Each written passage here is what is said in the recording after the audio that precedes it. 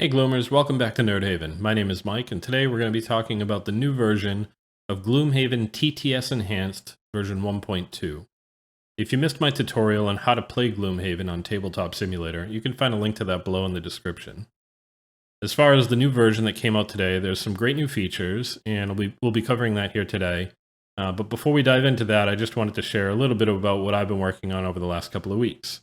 I've started playtesting Gloomhaven using the starting classes from Frosthaven so that I can start to get a feel for those classes, what they're good at, what they're not good at, what are the best cards. And the reason I'm doing that is so that I can start making some videos to help you figure out what's the right starter for you to play when the game comes out, and detailed guides for each class so that you can play those classes as effectively as possible. What are the right cards that you want to pick, and how do you want to play those characters? So if you want to be aware of those videos when they post and be able to watch them, make sure to subscribe to the channel. By all accounts, Frosthaven is at least 6 months away, so we do have some time, but I wanted to make sure that I'm ready and prepared to have those videos so that you don't have to be scrambling to figure out what you're going to play when the game comes out.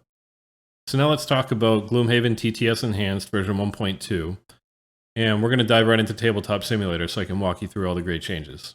A lot of the work that was done in this update is behind the scenes, so you won't have a significant impact on how you play Gloomhaven today, but the changes that the development team made are going to make it significantly easier for them to implement custom content and Frosthaven content down the road. So let's take a look at how those differences have changed in the interface. When you go into game setup, you no longer have a slider here where you can pick a scenario number. Instead, what you have is a button that says Refresh Scenario List, and the list is blank until you click that button. And after a couple of seconds, you're going to see a full list of all the scenarios, and instead of just having the number, you'll actually have the name of the scenarios too, which I think makes it a bit easier to make sure you're finding the right scenario when you're loading it. You're also going to notice at the bottom of this list, we also have the solo scenarios as well as Seeker of Zorn scenarios that are available, and those can be loaded right from here. Prior to this update, in order to load solo scenarios, you actually had to pull out the solo scenario PDF and you had to click on a button on each class's class icon. So this is a more streamlined way to load scenarios going forward. Second thing you'll notice here is under monster setup, you have sort of the same thing. You'll have a button for refresh monster list. And when you click that, all of the different monsters that have stats in the scripts behind the scenes will then load into a list here. So now let's load a scenario. I'm going to load the Black Barrow. And one of the other things you'll notice is that all of the monster types spawn at the start of the scenario, even those that don't exist in the first room. That's one of the changes that they've made, is that monsters that are in hidden rooms are still going to be spawned at the beginning of the scenario.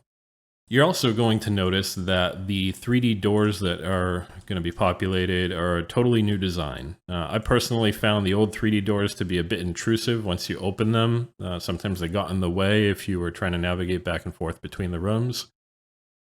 You also have this nice fun little animation when you actually open the door. You're going to watch and you'll see that the door will slide down into the ground. Nice and pretty. Next, let's take a look at all the starter minis. So the miniatures for all of the starting classes have been completely redesigned. Some of them were really bad before. The quality of them was very low. But now we have brand new custom 3D assets for all of the starting classes. For anyone who's played for a while, you probably noticed that many of the unlockable classes already had higher end models. So all the starting classes have now caught up to that. I'll also call attention to a new options panel. You may have noticed this when I was going through game setup. There were some options that you could previously control by going into Notebook, and you had to sort of manually adjust it in a text pad there in order to adjust some options. But they've actually added a UI panel now in. And when you come here, you can change some rules in how scenarios are loaded with the scenario page, the default for hidden room setup, whether or not you deal battle goals or hide ability cards, broadcasting of HP messages for characters and monsters. It has support for solo, and you'll also have the ability to change the background images on the table. So instead of using the red skull, you can use the box art from Gloomhaven, you can use the box art from Forgotten Circles. So you have some options there that you can play around with. One thing that wasn't listed in the patch notes that I think is a great improvement is they now have keybinds available to toggle the hit points on any of the standees.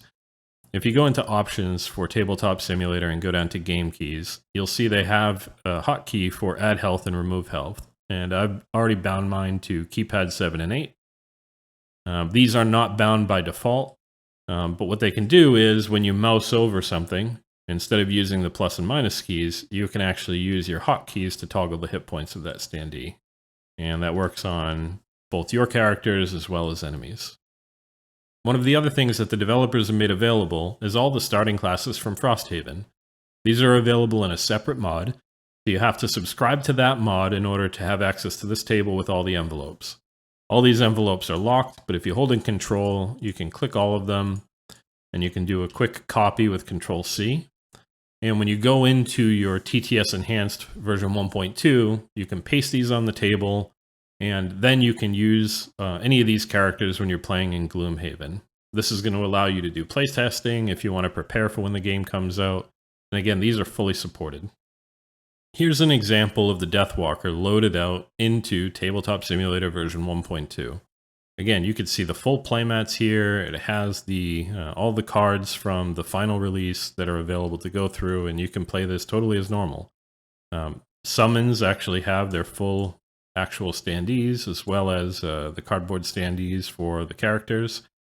But one thing I want to point out is that for some of the classes, like Deathwalker and Blinkblade, there's some additional components that you may want to use here. So if you go down to your standee box, you'll notice that there's a card that has details on the rules for playing the Deathwalker, as well as a little spawn that has 5 shadow tokens. 5 is the maximum number of tokens you can have, and so this allows you to pull out your shadow tokens and place them around the board.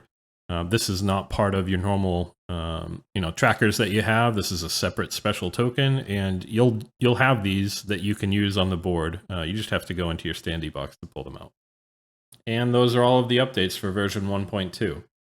I know there's a lot of new features that are still going to be coming down the road, but in this update, what's your favorite new feature? Let me know by leaving a comment down below. If you enjoyed this video, please like and subscribe. And thanks for watching. We'll catch you on the next one.